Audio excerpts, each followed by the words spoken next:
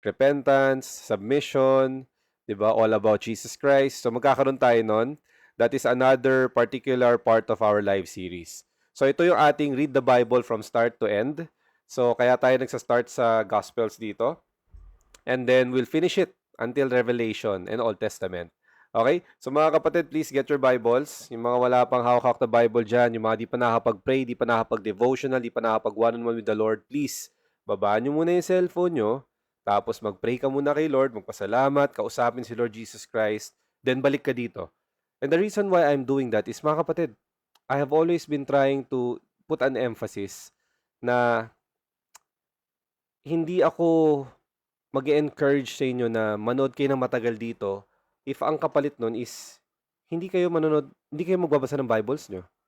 So, what is that for all of us kung nanonood kayo dito tapos hindi kayo nagbubuklat ng Bible nyo for yourself? That is the only encouragement that I'm gonna be giving you. Everything else here is just a bonus. And I always pray to the Lord Jesus Christ to guide me, to speak in behalf of me because I cannot do this without Him. Wala naman akong karunungan mga kapatid eh. Lahat po ng sinasabi ko sa inyo, I get from this book. I get from the Bibles that I have. From the many Bibles that I've read, I get it from there through the Lord. Wala po ako ditong opinion ko lang o trip ko lang to or bored lang ako. Ay mga kapatid, the Lord knows my heart. Kung may choice lang ako, kung hindi ko lang talaga, alam niyo yun, wala eh, mahal ko talaga ang Panginoon. Kaya nandito ako ngayon, nagla-live every week as much as I can. Because time is running out. And the Lord is coming home soon. Tatawagin niya tayong lahat ngayon. And akala kasi natin, because in this particular generation, majority of us are still clinging to the world. And karamihan sa atin, we think that when Jesus comes down, He's just gonna be full of love. Yes, He is the source of love. Mga kapatid, pero nakakalimutan nyo, Jesus Christ is the God of the Old Testament and the New Testament. And He will come down here to recompense us all for all the deeds that we have done. So ano ibig sabihin nyo? Kino-contradict ni Lord ang sarili niya? By all means, no. He is serious. His second coming, He will come down as a King of Kings, God of gods. Every knee shall bow, every tongue will confess Jesus Christ is Lord.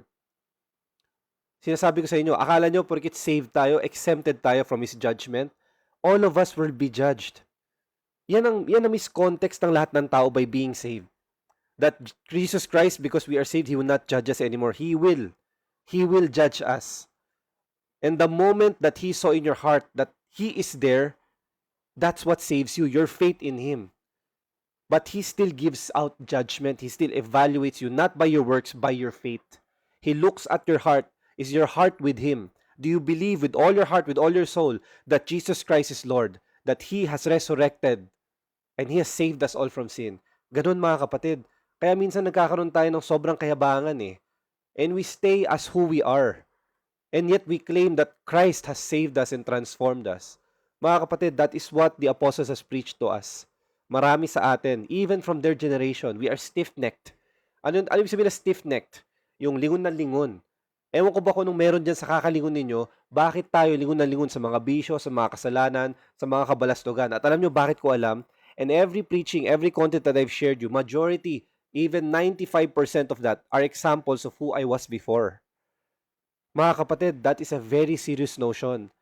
I tell you my testimony, I tell you who I am. I share everything that I can. And yet many people would still go against this because alam nila, pagka tinamaan ka ng conviction at kumirot yung puso mo, violent reaction ang bibigay mo.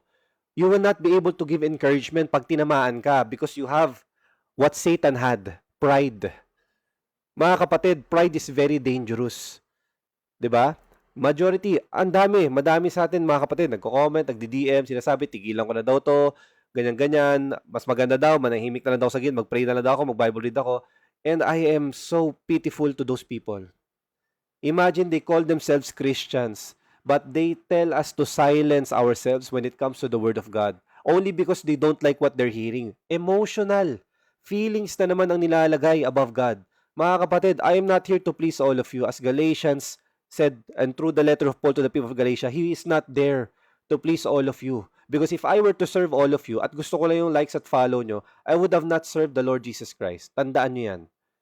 So now that has been said, magkakaroon tayo ng dalawang bagong series. Number 1, we'll try to see if we can set it every Thursday. Para kinabukasan dito tayo sa Bible series kasi sabi nyo, kailangan nyo ng tulong basahin ang buong Bible, so babasahin natin ang buong Bible. Tutulungan kayo ni Kuya as the Lord guides us and convicts us. Next, magkakaroon tayo ng focus on the Bible topics. So, abangan nyo ko yung mga focus. I'm gonna be consulting a lot of my upline, yung mga D-group leaders ko, yung mga mentors ko. And we'll take a look. Ano nga ba yung sasabihin ng Panginoon Jesus sa amin when we meet about this and what is the best thing to share? Diba? Pray natin yan. So, tingnan natin kung kaya yun every Thursday. Pero we are here to stay on every Friday. By the way, again, remind ko lang, next Friday, wala po tayong ganitong live series. Okay? So, I will be telling all of you that probably we'll have a weekend. Okay? And then when we have a weekend sharing, we will be trying to put more time do sa Q&A natin. Mga kapatid, alam ko iba sa inyo nagre-request ng mas mahabang Q&A. So, pasensya na kayo kung nagdi-deep dive tayo sa Bible. Siguro dun sa Bible topics natin and series yung every Thursday na bagong live, baka pwede tayo dun magkaroon ng mas maraming question and answers. Okay? Magkaroon ng tanungan. Pero dito kasi, ang goal natin dito, basahin yung buong Bible eh. So, while we're focusing on that goal through the Lord, please, I ask for your patience mga kapatid na hindi na katulad ng dating live na nagbibigay talaga ako 30 minutes, minsan 40 minutes pa to 1 hour sa mga questions nyo. Ngayon, focus muna tayo on Scripture. Okay? So again, before we go to our prayer, please get your Bibles. Buksan na yung mga Bible app. Punta na sa John chapter 7. Nasa part 3 na tayo. Maiksi lang yung Scripture dito, pero ang haba ng presentation na to, ang haba ng kinumpile namin ni Lord dito, sobrang tindi, mga kapatid. So kung hindi ka ready matindihan, I suggest Bible read ka na lang muna and pray. Alis ka na sa live na to. Kasi talagang gigisingin na naman tayo ni Lord. Kahit ako nagising ako eh. Nung binasa ko yung buong PowerPoint, pati ako tinamaan eh. Napatingin ako kay Lord. Sabi ko, Lord, damay ako, Lord. Sabi niya, yes, damay ka, anak. I am not exempted. Marami kasi sa inyo nagkakaroon ng misconception. Because I am preaching the Word of God. I am giving you Bible studies. I am telling you and I'm creating content for the Lord. Sa tingin nyo, exempted ako? Na perfect si Kuya nyo? Hindi. Mas malala pa nga si Kuya nyo minsan sa inyo eh. I also have disgruntledness in my heart, anger. I also have pride. I also have sinful natures. Mga kapatid, please remember your kuya is like you. Magkakapatid tayo eh. So please don't exalt me. Don't look up to me. Look up to the Lord. I'm nothing. That's why we pray, diba? That's why we ask for the Lord to guide us. Lagay niya ako sa paahan niya. I'm not even worthy to look at Him. I am just a humble servant. I am a bond servant, mga kapatid. Okay? I am His slave. I am not in any way a ranking warrior, official. I'm not even a pastor. I just love the Lord, my God, with all our heart, with all our soul. Yun lang talaga si Kuya nyo. And I love reading the Bible. I love researching kasi history professor ako eh. And I have a big, extensive background of the historical concepts, philosophies of this world. And now it makes much more sense to me. Why are those things existing in this era of ours? Why are we discovering such archaeological evidences that points us to Scripture? Because it's the truth. Mga kapatid, don't get it mistaken. It is impossible for someone who has researched thoroughly all throughout history, science, medicine, archaeological evidences, the different types of religions, and not conclude that Jesus Christ is the truth, the way, and the life. That the manuscripts, everything that was being found, and the alignment of all the particular books in the Bible with 40 different authors, but speaks of the same God and nature, Jesus Christ. Impossible yun, mga kapatid, na hindi makita yun ng isang tao. Na totoong talagang gustong malaman ang truth about Jesus Christ. Sobrang dami. Many to mention. Frank Turek, Lee Strobel. Have you read their books? Read the Bible first and then read their books. Lalo-lalo na yung book ni Frank Turek, Stealing from God. Napakaganda nun. He gives a perfect outline of why the atheists, why the other religions is stealing from Jesus Christ Himself just so they could make a point. Napakaganda, napaka-beautiful. So mga kapatid, I encourage you to read that after you read your Bibles. Okay? So, before everything else, of course, mga kapatid, we have to start with the prayer. Please join us with the prayer. And I would like to invite my very beautiful wife. Love, pag-pray mo. Kailangan ko ng tulong kasi matindi tong PowerPoint na ito, mga kapatid. Itong John chapter 7 part 3 eh. So, andito ang aking beautiful wife, si ate nyo. And I ask her to pray for me specifically and to pray for all of us today. And Wala siyang choice. De, joke lang. So, love, sige. So, let's all bow our heads. Feel the presence of our Lord. Comfy ka dyan, love. Okay, sige. Ayan, sige. Okay, mga kapatid, let's pray. Let's feel the presence of our Lord and Savior Jesus Christ. Heavenly Father, Lord Jesus Christ, Panginoon, we thank you, Lord, for this day.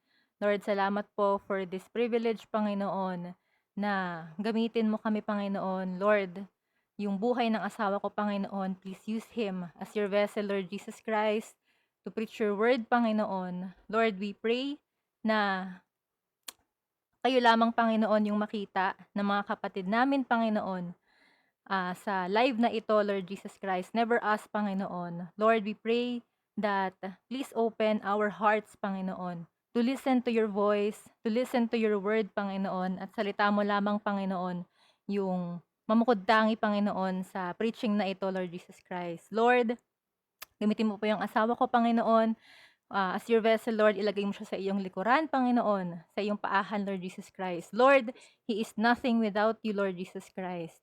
And we, Lord, we pray, Panginoon, for the filling of the Holy Spirit, Lord, for each of us, Panginoon. Lord, we also pray, Panginoon, and we rebuke, Lord, lahat po ng gawa ng kaaway, Panginoon, para hadlangan itong live na to, Lord. We know that He is a defeated foe, Panginoon. Wala siyang kayang gawin sa mga buhay namin but to deceive us, Lord. And we pray, Panginoon, na your strength, your power, Panginoon, will be manifested in this life, Panginoon, Lord Jesus Christ. Lord, we surrender the lives of our kapatid, Panginoon, na nakikinig ngayon. Please open their hearts, convict them, Panginoon, na after nila makinig ng live na to, Lord, they will fully surrender their lives to you, Lord. Panginoon, marapit ka nang bumalik, Panginoon.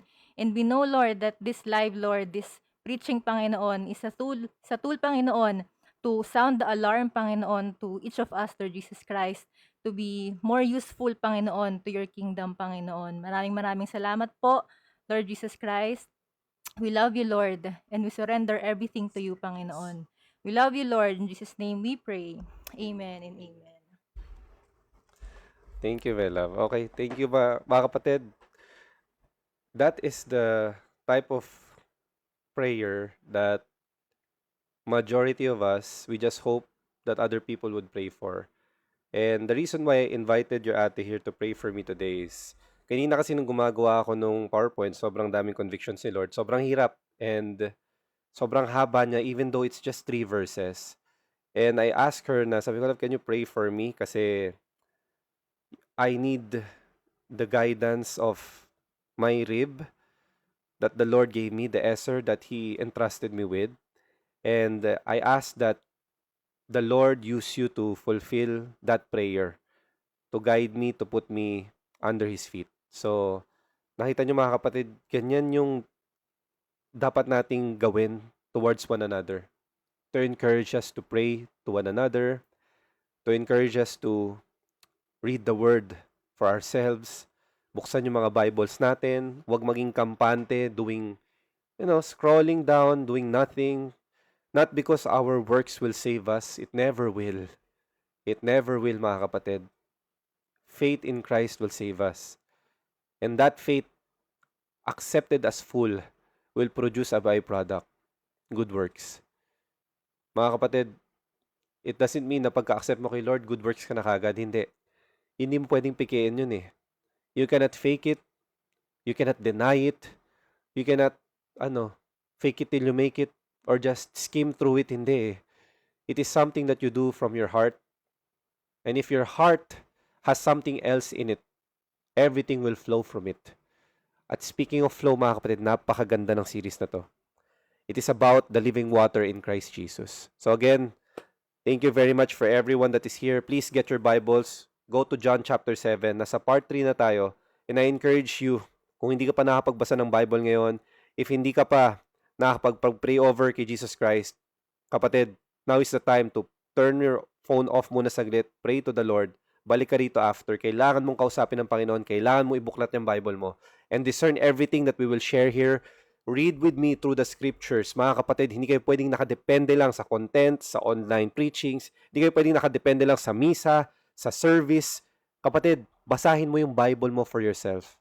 Ang dami ng tools, ang dami ng AIs, ang dami ng pwede nang gamitin to explain to you further. And then from there, look at the commentaries online, look at other scholars, look at the manuscripts, look at the Masoretic text. Tignan nyo yung pinagmulan ng lahat, the Hebrew and Greek manuscripts. Huwag kayong masatisfy with this 1 to 2 hours live na ang konti-konti na madidiscuss natin. Mga kapatid, I'm encouraging all of you. I am a failure if I will not be able to encourage you to read your Bibles for yourself. Mga kapatid, I'm telling you, I don't want you to rely on me. Rely on Jesus Christ, rely on God. This is just a bonus, a privilege na nakakapagsalita po ako sa inyong lahat ngayon ng 150 plus kayo, minsan 200 plus kayo.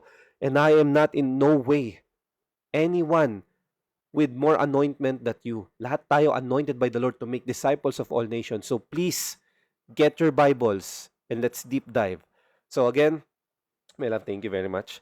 So again, now that we've prayed, we've asked the Lord to guide us. Let us now start with our John chapter 7 part 3 series. Mga kapatid, please go to John chapter 7. Let's start with this living water testimony from the Lord. Sabi ni Frank Turek, Christianity is not true because it works. It works because it is true.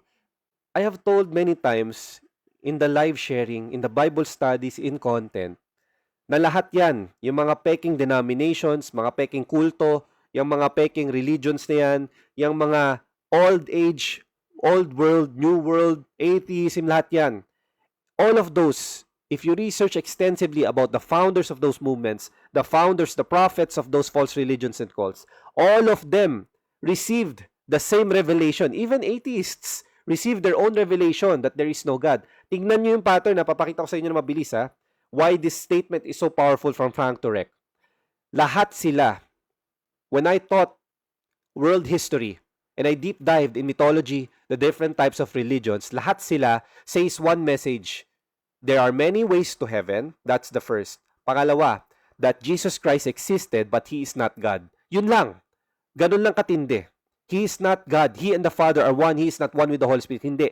Yun lang, dalawang yun lang ang tinatarget ng lahat ng klaseng bagay na mababasa nyo sa mundong to na sinasabi nilang katotohanan. Pare-parehas silang lahat.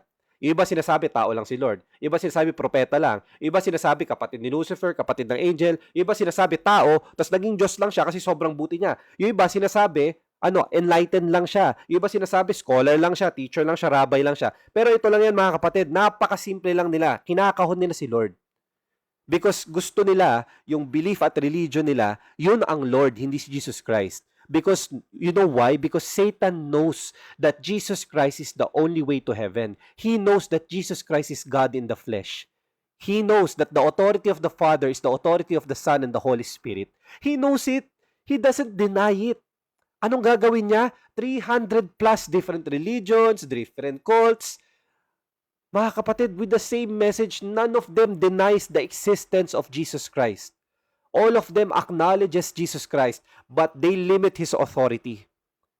Scripture told us that the authority lies in Jesus Christ alone, that no one comes to the Father unless through Him. That's why Christianity is true. That's why it works. Mga kapatid, extensively research. Lahat ng kailangan nyong mabasa online nandiyan na. It is very profoundly easy to access. Alam nyo kung anong kalaban natin? Starts with the letter K. Katamaran. Starts with the letter K. Kayabangan, pride. Starts with the letter K, kabalastugan. Yang tatlong KKK na yan, yan yung mga bagay na gustong-gusto nating paglingkuran.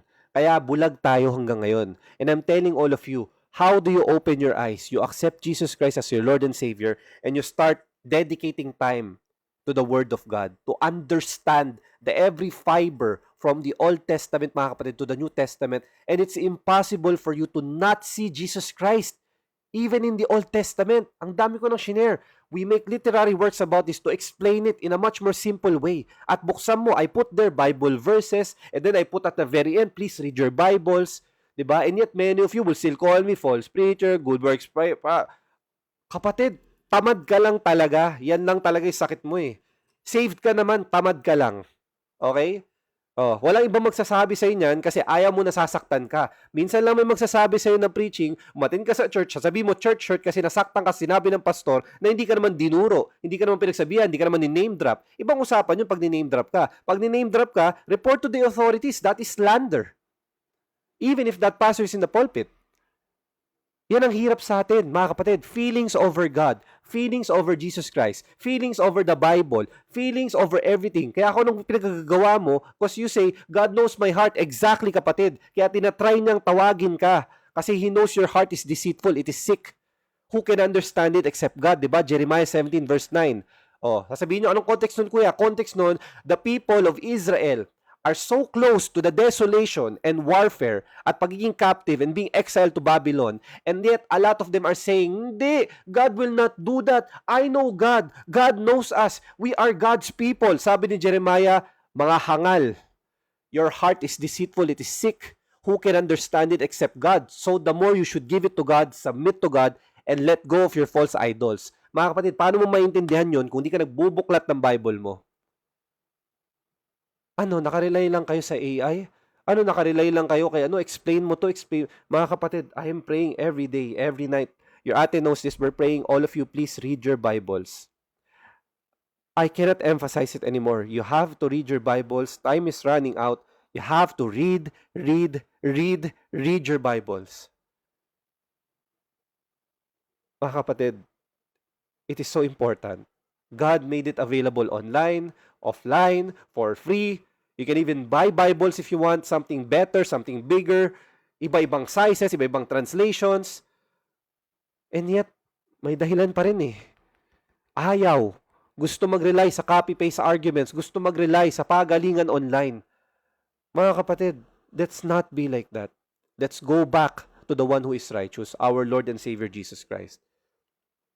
Sabi sa Psalm 23, mga kapatid, the Lord will prepare a table before us in front of our enemies. Diba? He will anoint our head with oil. Our cup will overflow. This is a psalm of David.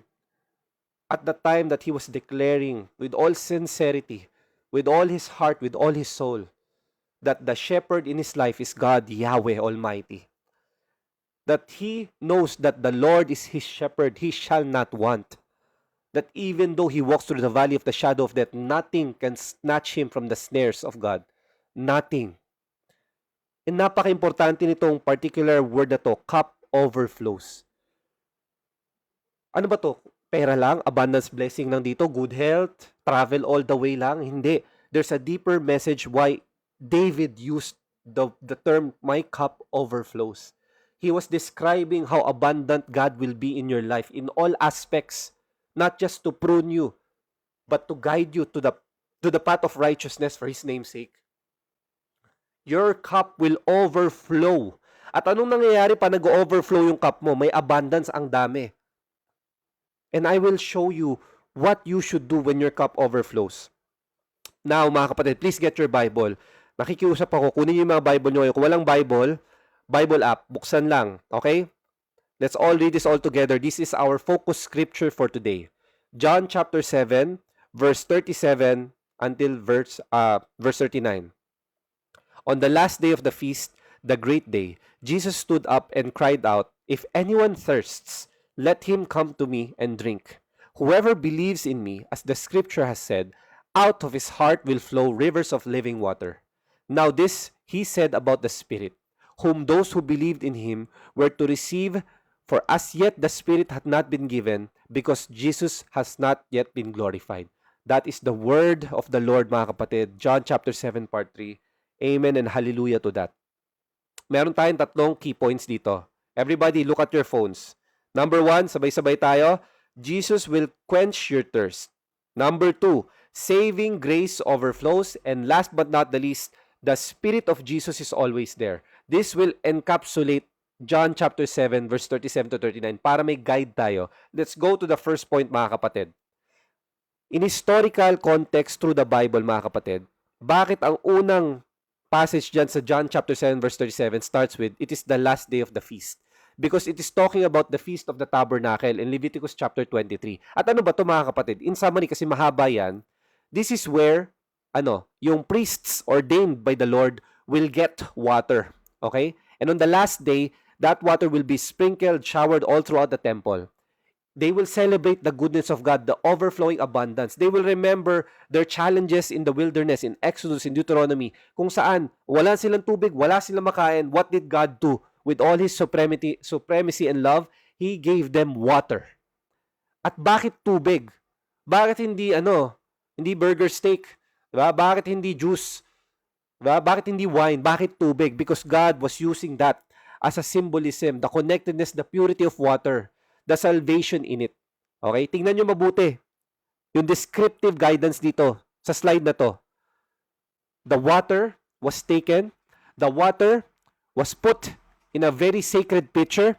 And then what? It was poured before God so that everyone can have a chance of that water. Everyone can touch, drink, taste that water. Mga kapatid, this is the historical context you have to realize what Jesus is trying to say, what Jesus fulfilled, and what He has shown us in this 3 particular verse in John chapter 7. Napakaiksi pero napakamalaman. Now let's deep dive further. Jesus will quench your thirst. Sabi dito, on the last day of the feast, the great day, Jesus stood up and cried out, "If anyone thirsts, come to me and drink." Mga kapatid, bakit sinabi ni Lord? Bakit siya nag-call out to everybody? If anyone thirsts, come to me and drink. Meron ba siyang only supply ng physical water? Mga kapatid, He was speaking of something different here. Ang ibig sabihin niya na if anyone thirsts is not just the thirst of your throat and mouth. May ibang klase siyang uhaw na sinasabi. And how do we deep dive further? Let's define what does thirst mean. Hindi thirst traps ha. Mahilig mag-thirst traps. Bago-bago na kayo ha. Huwag niyong ginagaya si kuya. Dati hilig-hilig ko mag-thirst trap. Balik tayo sa topic. What is thirst? Thirst is a noun. It is a sensation of dryness in the mouth, throat associated with a desire for liquids. A desire or need to drink. Mga kapatid, the side effects of not drinking water, alam nyo ba, si kuya nyo, si ate nyo rin, dinadamay ko na. 10 glasses of water a day, minsan 12, okay? But of course, consult your medical practitioners, your physicians, lalo na kung may restriction kayo sa water. Inom tayo tubig. Water is very important. So, what are the side effects of not drinking enough water? For long periods of time, huwag kayo hindi ko sinasabi pag di ko minom ng tubig, ganito agad. Long periods of time, within let's say 24 to 48 hours, low energy, mental fog, increased risk of stroke, moodiness, overreacting, or overeating, slower metabolism, skin damage. Ang dami, di ba mga kapatid? Pero tignan nyo, from head to toe, apektado ka pag di ka uminom ng tubig. Sino dyan di pa uminom ng tubig? Kumuha kayo tubig. Uminom kayo tubig, okay? What's my point? Kung ang katawan natin hirap without water, how much more if we don't drink the water that Jesus gives us through the Bible? He is the living water. What if we don't consume that water? We don't drink it? Guilt, shame, anger and hate. Yan, ang dami nyo online ha. Puro kayo away dyan sa mga politician nyo ha. Pag bumaba si Lord, ano sabihin niya sa'yo? Kanino ka nakapartido? Kalokohan nyo ha. Bumoto kayo ng tama. Aralin nyo yung plataforma. Do better. And then preach the word of God. Love your enemies. Pray for them. Pray for our leaders. Ask God to what? Crucify their flesh so they can repent. Hindi puro kayo away online. Lahat yan ng politicians nyo. Wala akong pakialam kahit gaano pa kagaling ang mayor na yan. Lahat yan. They are bound to fail if they don't put God as the center of their life. If they don't seek Jesus Christ, if they don't repent, if they don't follow the structure of Jesus Christ through the Bible, they will fail miserably. Ang dami nang naupo na halal na may Jesus Christ daw sila, pero kinain din ng corruption ng failed system. So tigilan yan. Next, loneliness. Another thing, meaningless, longing, and dissatisfaction. Mga kapatid, the soul of our being was created to be reconciled with God. It was predestined to be saved by Jesus Christ. Kaya may longing dyan sa puso nyo. Hindi yan yung paghahanap ng mga red flag. Okay? Kung libangan mo mag-swipe right, swipe left at maghanap ng mga red flag at gumawa ng kabalastugan outside marriage, hindi yan yung fulfillment na makukuha mo dyan. Mauubos ka lang dyan. Hanggang sa madisgrasya ka dyan. Kapatid, repent. Balik tingin sa Panginoon. I'm telling all of you, all of the things that you are miserable about, and learn it from your kuya. All of the things that you are miserable about is because of the lack of fulfillment, satisfaction, and the non-acceptance of grace from Christ. I'm not gonna sugarcoat it. Yan ang totoo mga kapatid. Bakit ko alam? Kuya nyo nga, di ba? Sinabi ko rin testimony ko po ulit. And yes, we are all different. Exactly, we have different experiences in life. But even so, God is sovereign. Jesus Christ knows you by name. You are so precious. He formed you before you're even in the womb. So don't you think that the missing part in your heart is the love and grace of Christ Jesus? Kaya ina-encourage ko kayo lagi mag-pray, magbasa ng Bible, seek God, talk to Him, cry to Him, tell Him everything, surrender, have an intimate relationship with Him, build bonding with Christ, have a date with Jesus Christ, take your Bible, get your notes, go someplace quiet.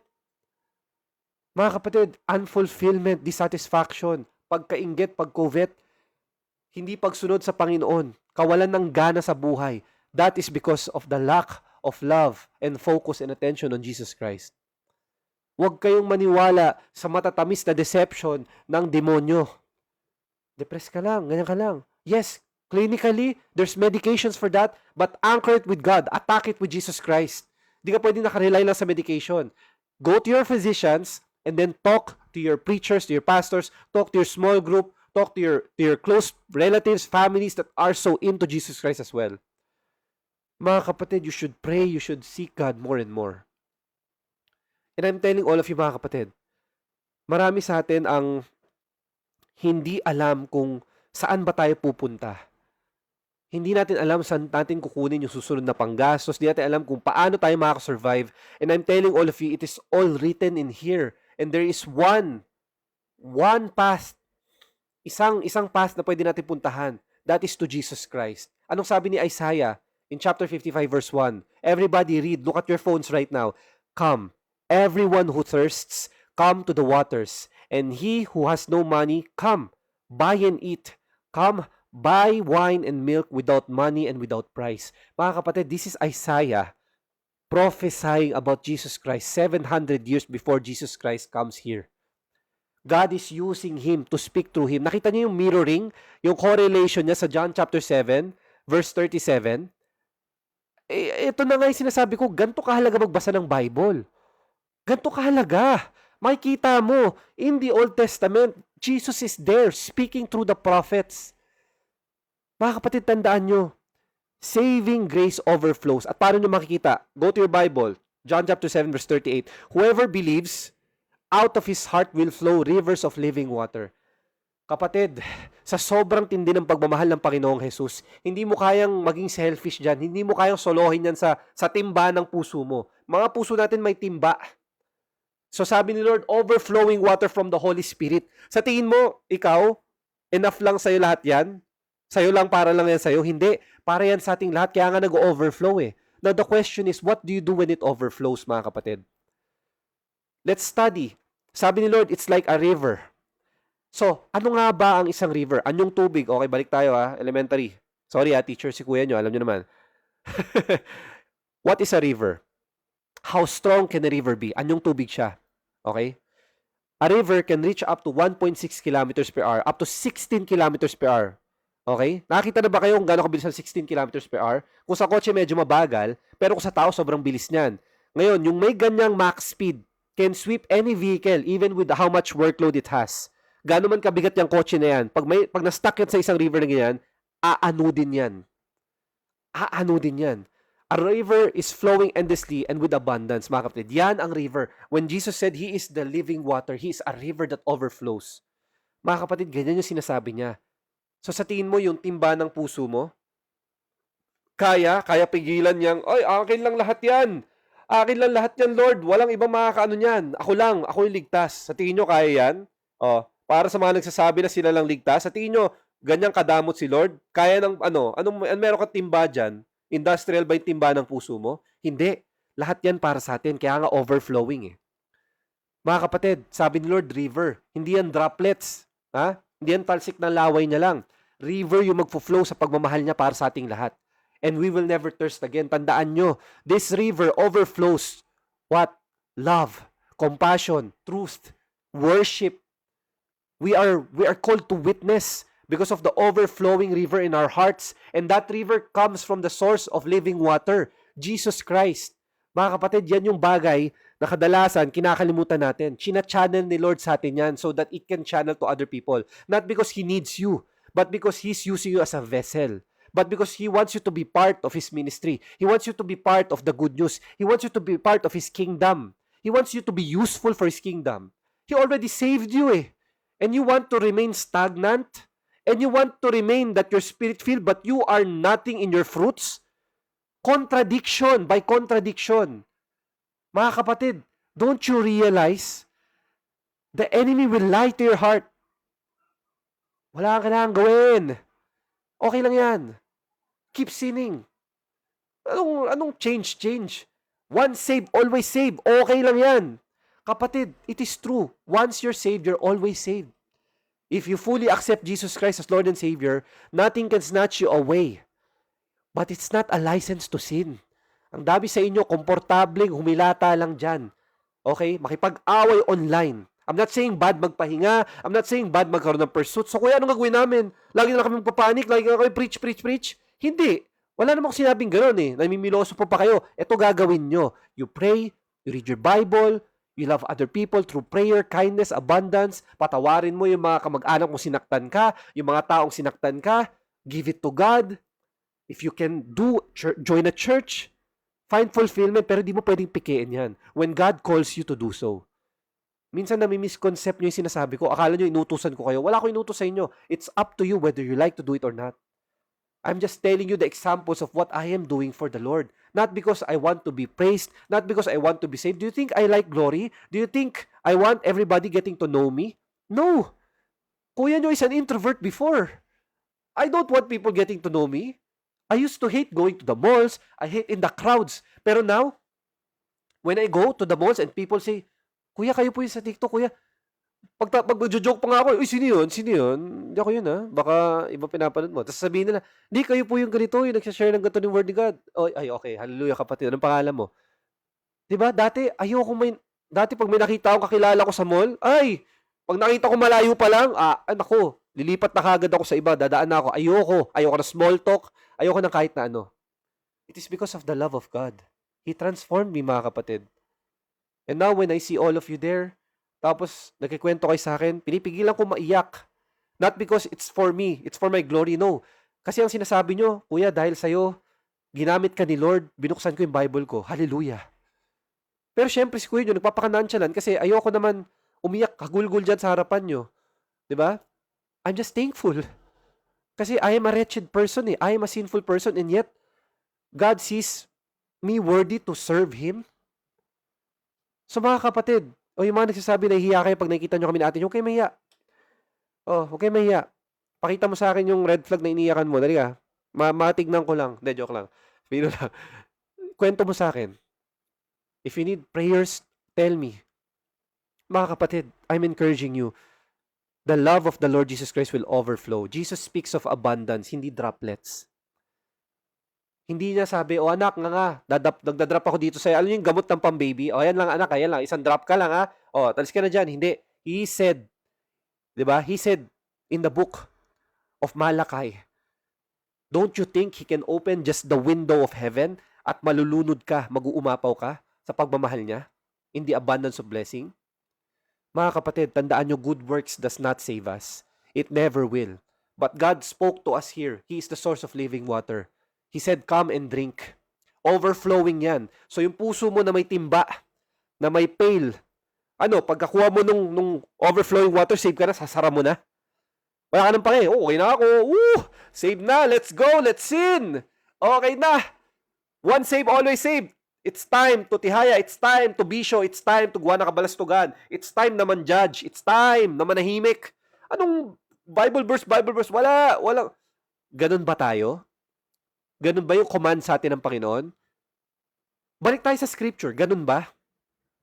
What did He say in Luke chapter 9 verse 23? Anyone who wants to follow me must deny himself and pick up his cross and follow me daily. Pick up? Ano yun? Hindi ba action word yun? Pick up? Ano, boy pick up? Yun yung naiintindihan natin doon? Hindi. Bitbitin mo yung cross mo. Magaan ba yung cross na yan? Hindi. Our lives is a cross. Because He said, in this world you will have trouble. But take heart, He overcame the world. That's why you follow Him even though it's hard. That's why you follow Him even though there's persecution. That's why you follow Him even though people are laughing at you, calling you crazy, calling you names. Tandaan nyo, that is the fruit of salvation. It does not save you. You do it because you're saved. You do it because you love Him. You do it because you're overflowing. How can you tell others that you are overflowing with the love of Jesus Christ, but yet your action speaks negatively about other people? Paano? Paano yung nagme-make sense sa'yo at saka nakakakuha ng lakas na loob para sabihin sa ibang tao, mag-focus lang kayo kay Jesus Christ. Huwag niyong pakialaman yung commands. Kapatid, what kind of heretical view do you have in your heart to tell someone to focus on Jesus Christ but not focus on the words that He told you, to not encourage them to read the Bible, to not encourage them to forgive and love their enemies? What kind of heresy and demonic entity is in your heart? It is impossible for someone to have an overflowing bucket, to have a cup that overflows, as David said in Psalm 23. And that cup, he doesn't want to share with others. Anong gagawin mo sa sobrang overflow na yan? Magpapakakabag ka? Mga kapatid, if you have something extra, extra money, extra food, extra clothes, extra shoes, extra gadgets, extra provisions, extra blessing, extra wisdom, extra love, and all you think about is, lagay ko sa bangko because I need this for myself. Reflect. The Lord told us, the least that you do unto your brothers and sisters is what you do to Him. When He was hungry, you fed Him. When He was naked, you clothed Him. When He was in prison, you visited Him. Mga kapatid, you have to read your scripture. Kaya tayo naliligaw, kaya tayo madamot, kaya tayo selfish, kaya tayo hyper grace dependent, kaya tayo licentiousness, because we don't read our scripture. Tandaan niyo mga kapatid, water is what saves us, the living water in Christ. Okay? Not by sharing that water. It's the water that saves us. If you overflow, if you have truly lived through Christ in this living water, mga kapatid, hindi mo ba gusto painumin din yung ibang tao? Ask yourself that question. Bakit ka ganyan? Bakit ako ganito? And then you pray to the Lord.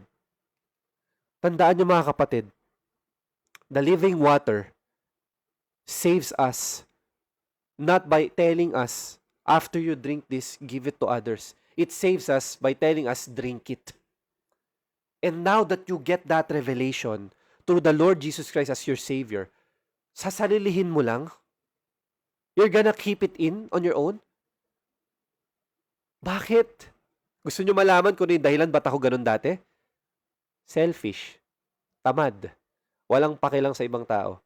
Gusto ko lang, ako lang yung saved. I don't care if other people perish. Ganyan ako dati. So, ang tanong ko sa iyo, kapatid, take a look in your heart.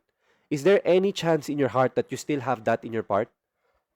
I'm not condemning you, ha? I just want you to be honest right now as the Lord Jesus Christ sees you. Sabi niya sa Proverbs chapter 15 verse 3, God sees everything we do, good and the bad. Tandaan nyo, the overflow in a Christian witness, in a Christian evangelizer, in a Christian believer will spread. Kaya nga sabi niya, make disciples of all nations. Mga kapatid, if you don't want that abundance given to others as well, who do you believe in?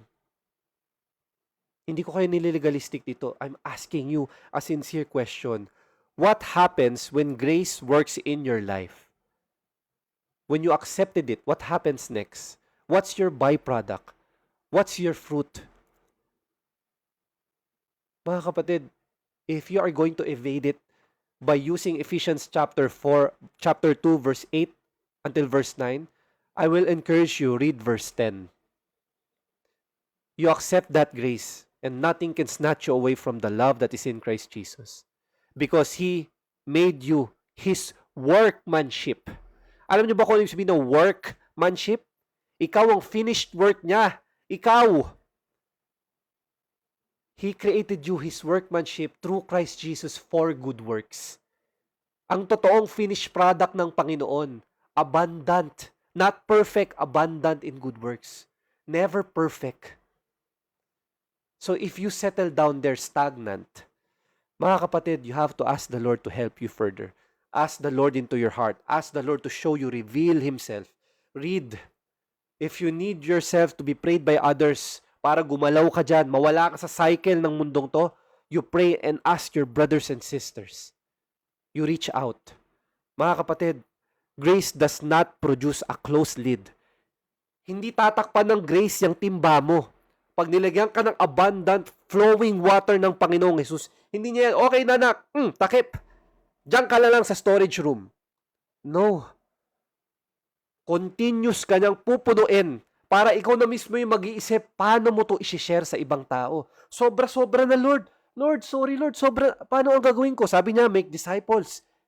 Hindi ko pipigilan yung pagmamahal ko sa iyo, anak. Ikaw, share. Share the love. Share the salvation. Tell them the good news. Mga kapatid, tandaan nyo, pag sinara mo yung timba mo, anong sinasabi mo? Oy, okay na, ligtas na. Oh, hallelujah, ligtas na ako. Oh, nga na.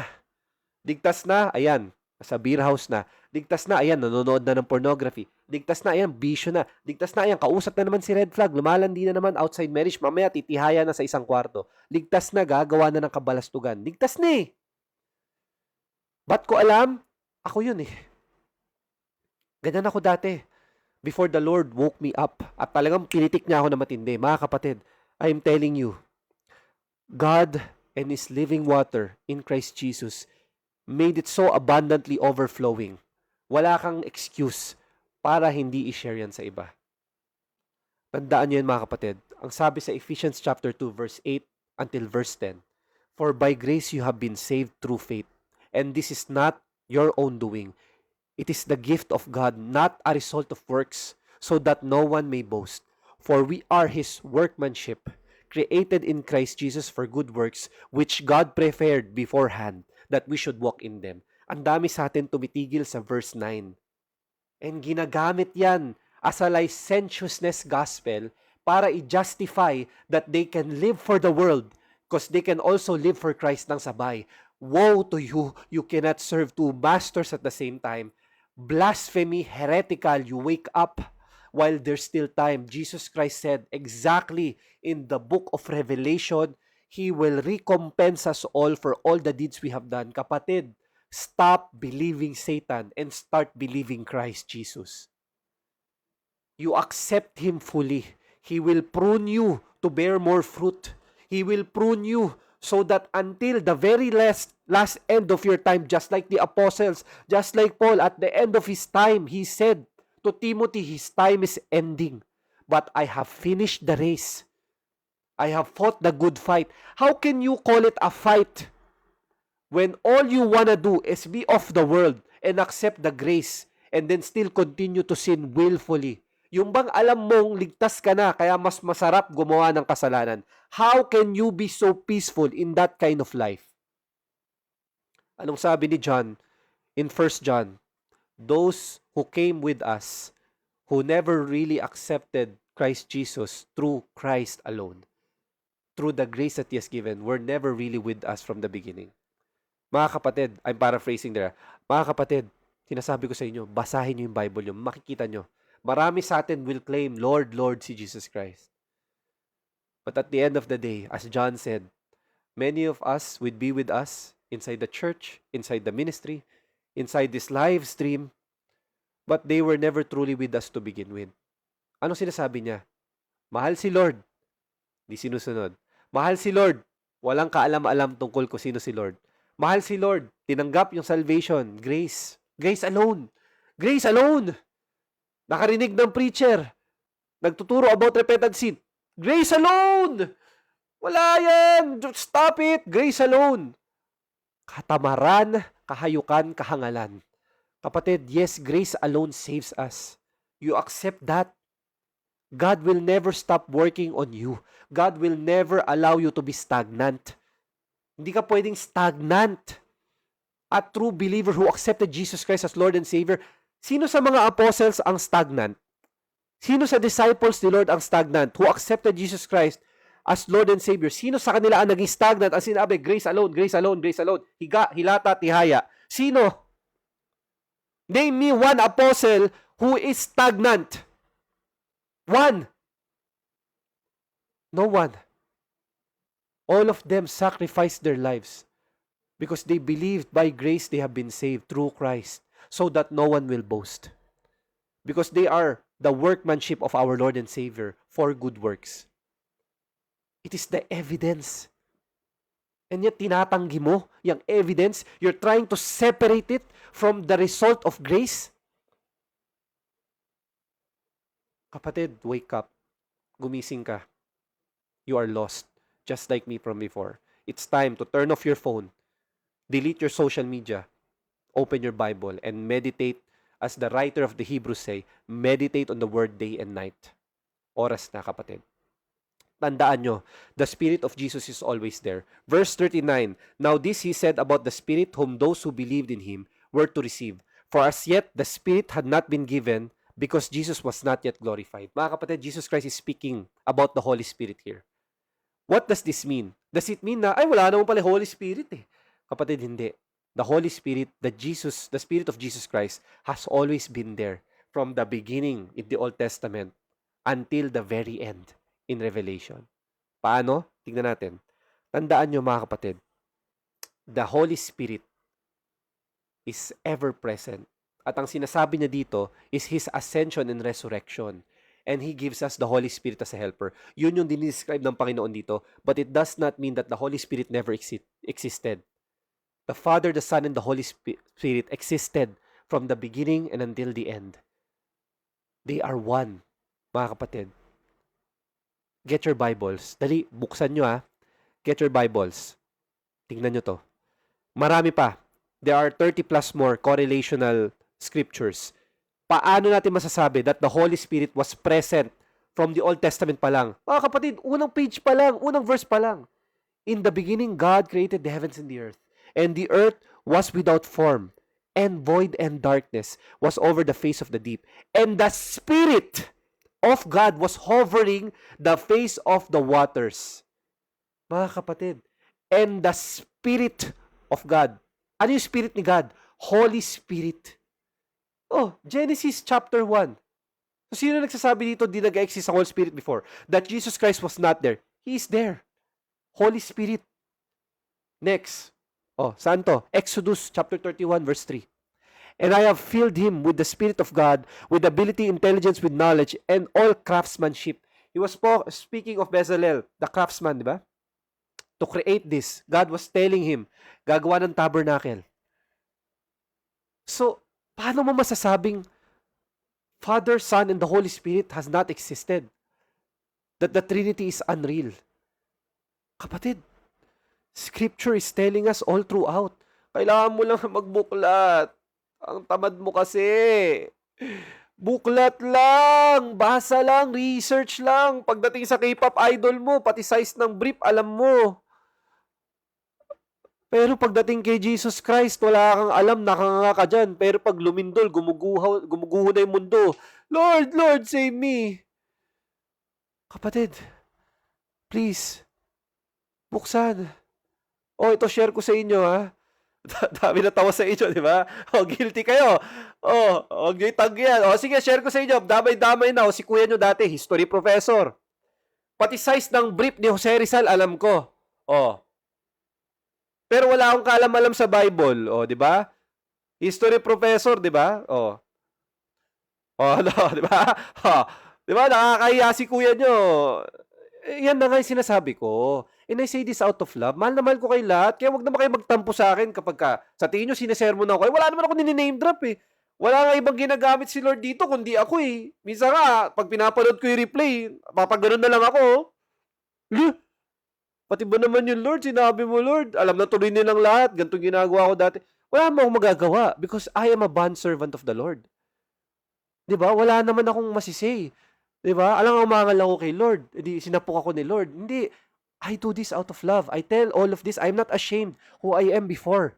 Because as 2 Corinthians chapter 5 verse 17 says, the old has gone, the new is here. We are a new creation in Christ. So ano ikakahiya ko? That's my testimony. Nakita nyo na? The Spirit has existed along with the Father and the Son. Mga kapatid, what did you notice about the people that God gave the Holy Spirit in the Old Testament, in the New Testament? So for those na nakapagbasa na, ano sa tingin nyo yung nakita nyo na same pattern for those who are filled with the Spirit? Sa Bible, sobrang dami Ang dami sa 1 Kings, sa 2 Samuel, sa Deuteronomy. Ano yung napansin nyo? Sige, isip, brainstorm. Ano yung nakita nyo sa mga taong to? Kay Abraham, kay Paul, kay John the Baptist, those who are filled with the Holy Spirit. Ano? So, ito ang ganda na sinabi ni Maber. Their life has changed. Nagbago. May ginawa. Yes, mga kapatid.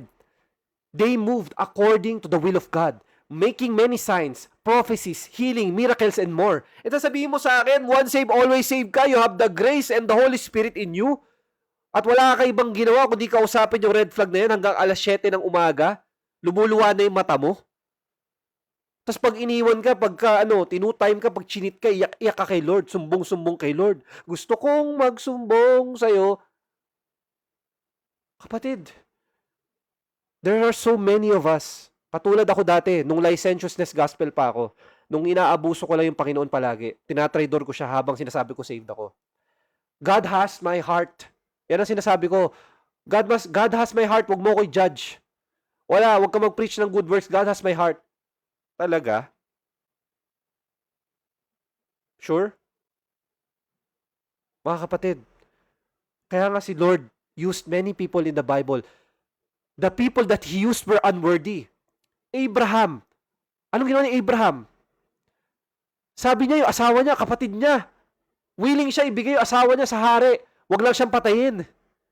Pero ginamit ni Lord si Abraham as a testament of faith in his Isaac moment. Si Isaac, ganun din. Sinabi rin kapatid niya asawa niya para hindi siya mapahamak. And yet Isaac was used by God to show how love should be to Rebecca. Kita nyo na? Moses, a murderer. Sino pa? Isa-isay natin. Ang dami, di ba? But God made them move. God used them for good works. Kasi babalik tayo siya. Ephesians chapter 2, verse 8 until verse 10. We are His workmanship. His finished product. Kaya nga sinabi niya, tetelestai, it is finished. Niligtas niya tayo. Alam niya lahat na maliligtas will have the love of Christ Jesus in them. Will be His workmanship. Tapos na, produkto niya na tayo. Tapos sasabihin mo sa akin, bakit ako nagpipreach about good works? Bakit ko sinasabi instruction si Jesus Christ? Mag-focus ako kay Jesus Christ? Ha? Mag-focus ako kay Jesus Christ, pero wag ako mag-focus sa sinasabi niya? Lakas ng amats mo pala, kapatid. Ako pala, inom ako dati, pero hindi ganyan katindi amats ko. Anong tawag dyan? Licentiousness. Kahangalan, katamaran. Kapatid, I'm telling this to you because ganyan na ganyan ako dati. And you are being deceived by the devil. Mga kapatid, please, stop doing the deeds of the devil. Workmanship of God. Finished produkto ka. It is finished. Kapatid, please, seek God. Read your Bible. Ask Him to guide you. The Holy Spirit will not make you stagnant or idle, mga kapatid. Ano bang ibig sabihin ng stagnant? Define natin. O, tingin sa cellphone. Tingin. Stagnant is an adjective. It means without inflow and outflow. O, discuss na natin, outflow, di ba? Outflow of our cup overflows, our river flows, living water will give us, di ba? Because stagnancy is the deception of the enemy, not advancing or developing. Ang ganda ng definition, no? Ang ganda ng definition. Tumpak na tumpak, di ba? Taas kamay agad si kuya, taas pa. Yan na yan ako dati, stagnant. O pero pagdating sa computer games, sa esports, content. Sa cooking content, sa travel content, sa vlog, sarap. O may achievement ako, may bago akong gadget, may bago akong sasakyan, post agad. Nasa Starbucks ako, post agad. Kumakain ako dito, post agad. Oy, may bago, soft lunch, kasama yung red flag na niloloko pa talikuran, kasama yung ibang lalaki, o babae, o red flag. Sige, post. Diba? Pero pagdating sa Word of God, I have a relationship with Christ. Ako lang bahala dyan. I don't need to post about it. I don't need to tell them about it. Jesus Christ knows my heart. Wala, no, no, no. Good works has not saved you. Good works not saved. Not saved, good works, not saved. Not saved by good works. Oh, di ba? Oh, sounds family, di ba? Sounds familiar. Oh, si kuya nyo, guilty. Guilty as charged. Stagnant ako dati. Mga kapatid, stagnancy is very dangerous. Ito yung dangers of a stagnant pond. O, paano mangyari, kuya? Pag may stagnant water sa ilog, sa kahit saan, gaano ka-dangerous yon? Within 24 to 48 hours, scientifically, stagnant water or still water creates a perfect environment for problems to arise para magkaroon ng problema dyan sa tubig na yan. Without movement or circulation, oxygen levels drop. Kaya hindi nabubuhay ang mga isda sa stagnant water. Tandaan nyo, it creates harmful organisms. Algae, foul odor, mosquito infestations. Mga kapatid, napaka-dangerous ng stagnant na tubig. Kaya nga sabi, di ba? Stagnant yan, tapon mo yan. Mga kapatid, okay? Try mo iwan. Mag-iwan kayo sa, ito isang baso ng tubig. Try mo, iwan mo yan sa labas for 2 days. Pagbalik mo, inumin mo. Tingnan mo kung ano mangyayari sa'yo. Mga kapatid, it cannot stay stagnant. Water is not made to be stagnant. It is made to be consumed. It is made to be shared. It is made to be utilized. Panligo, panghugas, pangtanim. Di ba kayo nagtataka bakit tubig ang kailangan para mag-grow ang plant? Kung ang plant kailangan ng tubig para mag-grow, bakit ikaw ayaw mo ng tubig ng living water ni Jesus Christ? How can you grow? If a plant is dependent on water, how can you grow if you don't drink what the Lord Jesus Christ said? Sabi niya, di ba, come, those who are thirsty, drink. Paano? Paano? Mga kapatid, let me introduce to you Naegleria fowleri. Naegleria fowleri is an organism. It's a bacteria that lives on stagnant and still water. It is a very dangerous organism. It's a brain-eating amoeba. Pag pumunta yan sa ilong mo, papasok, kasi nag-swimming ka sa still water sa ilog o kung saan man, kakainin yan yung utak mo. Ang hirap niyan i-treat. Ang taas ng fatality rate niyan. Nabubuhay lang yan sa still stagnant water. Nakikita nyo na yung message dito? This type of dangerous rare bacteria can only thrive in still water, mga swimming pools na hindi na nagagamit, sa mga ilog na walang circulation. 1 to 18 days, when you get this, you will perish. Sometimes after 5 days. Nakita nyo gaano ka-dangerous yung mga bacteria na pwedeng tumubo sa still at stagnant water. How much more on a stagnant Christian? Gaano ka-delikado ang isang stagnant Christian? Delikado yan. That's the Christian that knows Jesus Christ is their Savior, but they say that grace alone saves them, but that grace does not bear fruit. And they say it's okay. They say that's the truth, and they will hate other Christians who will call upon them to repent. Mga kapatid, I'm telling all of you, scientifically, God gave us evidences what happens if the water is stagnant. It will spoil. It will birth many bacteria that can kill you in 5 days. How much more is a stagnant Christian? Ano kaya yung mabubuhay dyan sa stagnant na timba mo? Na ayaw mong i-share sa ibang tao, na ayaw mong i-reflect sa fruits mo. Nakakaiyak na ang dami sa atin komportabling ganyan. Mga kapatid, the Lord told us that Jesus Christ commanded us to make disciples of all nations, to read the Bible. Everything that He wants us to do is in the Bible. And I'm not saying, mga kapatid, na hindi na kayo pwedeng maging masaya, hindi na kayo pwedeng mag-follow ng noble pursuits, mga pangarap nyo, to be a lawyer, to be a doctor, to travel the world, to enjoy life, to eat out, to go to the mall. I'm not saying that. You can still do those things. But try your best to integrate God in everything that you do. Go to the mall, you see someone crying, you see someone distressed, ask for them, how can you pray for them? If you don't have money to help them, if you can't help them. If you go to church, invite your family, your friends, your community. If you don't go to church, if you read your Bible, pray for those who persecute and love you. Mga kapatid, it takes time, yes. But ask the Lord into your heart. Kayang-kaya niyan. Kung kaya ko, kaya niyan. Some of you are far more destined to do wonderful things under the guidance of the Lord Jesus Christ than I will ever be able to do. I'm not gonna be here forever, mga kapatid. The Lord knows that. Your ate knows that. I know that. Life is just a short travel. And I'm grateful for the Lord Jesus Christ na 180 plus kayo nandito ngayon. And you are trying your best to open your Bible, makisabay sa preaching. Minsan ang bilis ko magsalita, pasensya na kayo. Imagine if this type of bacteria that can kill you in 5 days is growing in still and stagnant water. How much more the bacteria of the devil that can grow in your heart when you become stagnant? Pag-isipan niyo yun, okay? So ang tanong ko, kapatid, are you stagnant? Are you stagnant? Look at this particular left side. A stagnant believer, and I'm not saying this to judge or condemn you. I'm just giving you an example. Marami pang traits yan. Collects but does not give. Ang ganda niyang statement na yan, no? Grace given to me. Hallelujah, Lord. Okay na. Takpan na yung timba. Bigay-bigay sa iba. Okay na, ligtas na ako eh. Okay na yan. It's time to be of the world. Ending, pagkatapos maging worldly. Malungkot, depressed. Walang purpose, walang meaning. Madaming pera, walang purpose. Madaming girlfriend, boyfriend, walang purpose. Maraming ginagawa kabadalastugan, walang purpose. Maraming bisyo, maraming kotse, walang possessions, walang purpose. Living believer, not stagnant, receives and overflows. It's impossible, mga kapatid, that you walk by the Spirit of God and you don't want to share that to others.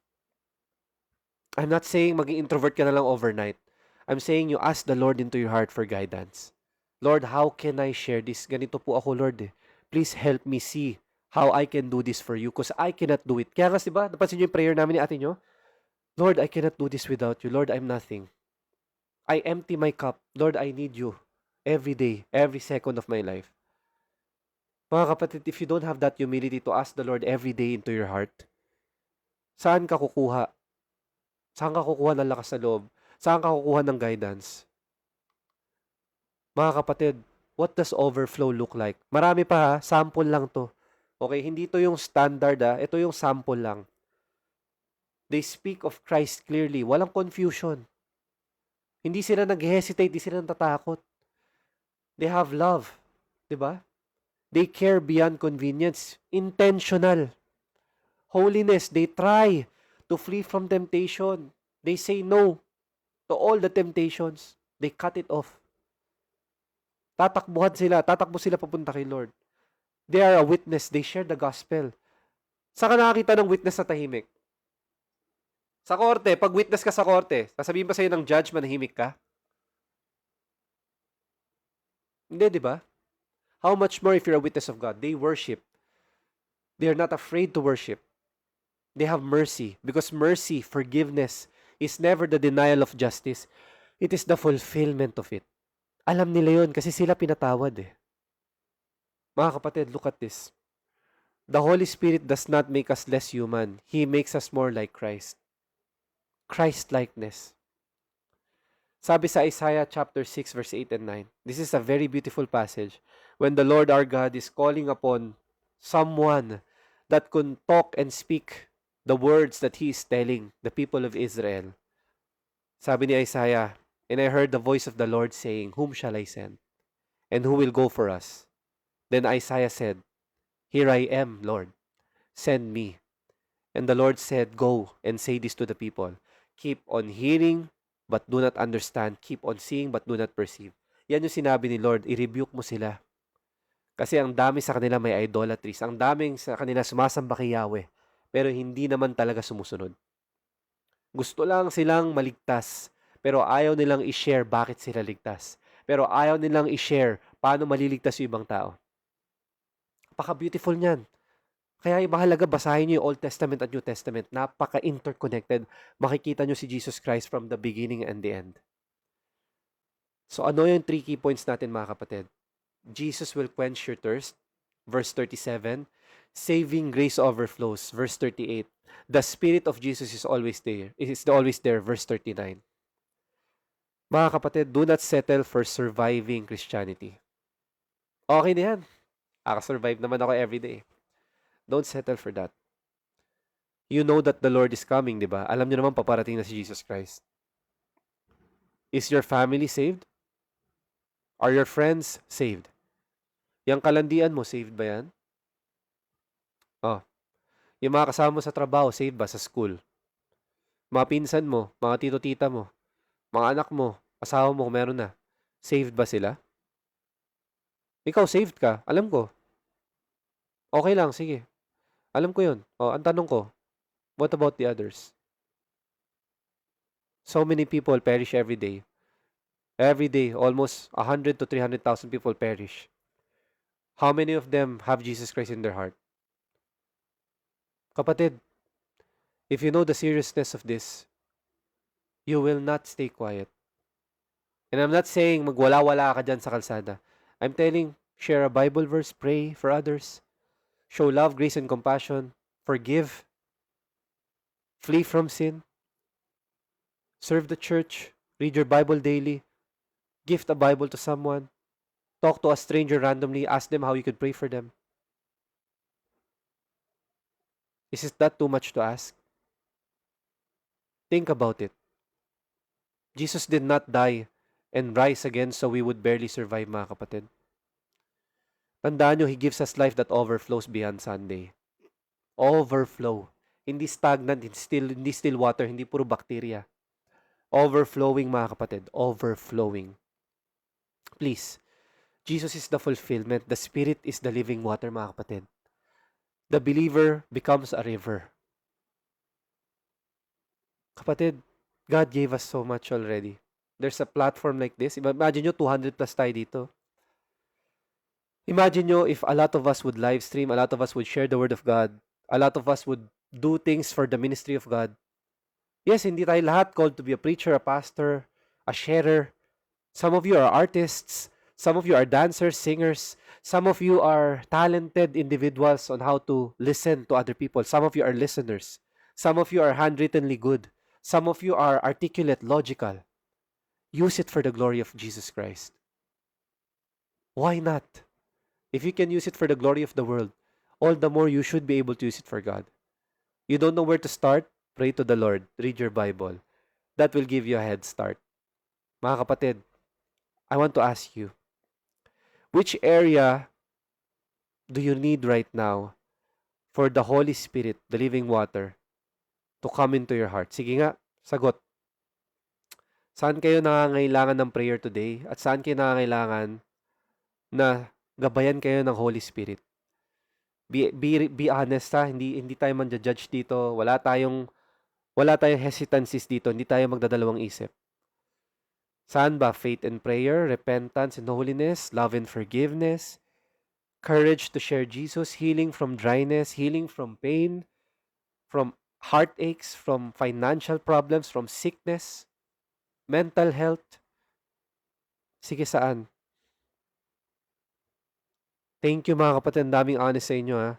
It breaks my heart na ang dami sa inyo letter F, pero hallelujah, ganun talaga.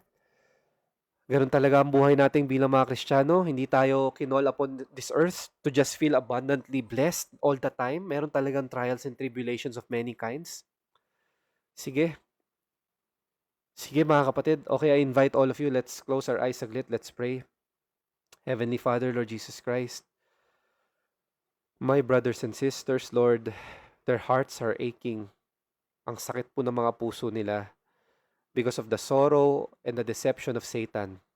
Panginoon, we rebuke him in your mighty name, our Lord and Savior Jesus Christ. We rebuke his lies.